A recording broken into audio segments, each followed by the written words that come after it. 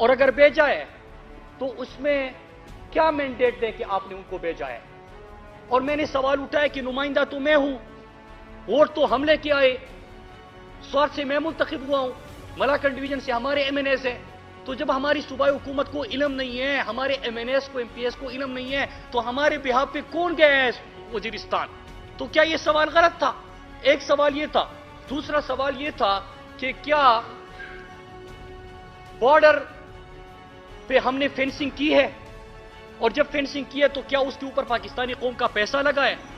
और जब पैसा लग चुका है उसके ऊपर, तो वहां पे हम ये सरगर्मियां कैसे देख रहे हैं?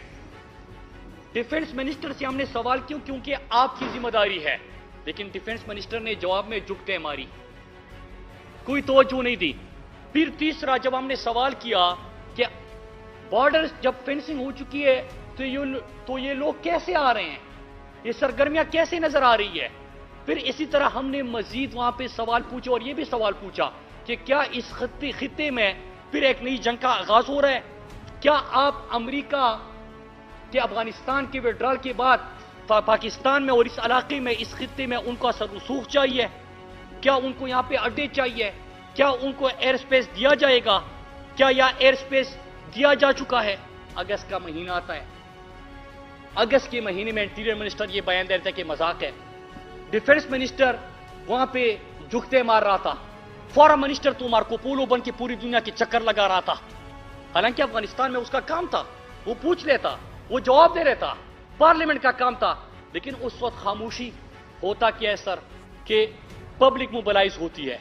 मलाकन डिवीजन में लाखों की तादाद में स्वात, ख्वाजाखेला, कबल, मिंगवरा, बरीकोट, बुनेर, दिरलुअर, दिर अपर, वहां पे हजारों लाखों की तादाद में लोग निकल आते हैं और एक ही मुतालबा होता है।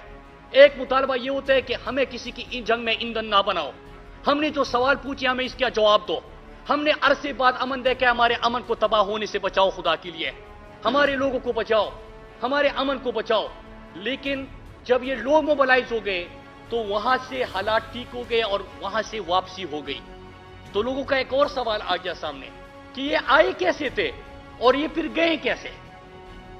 फेंसिंग हो चुकी है ना बॉर्डर पे, तो सवाल तो बनता है ना कि आए किस रास्ते से, गए किस रास्ते से?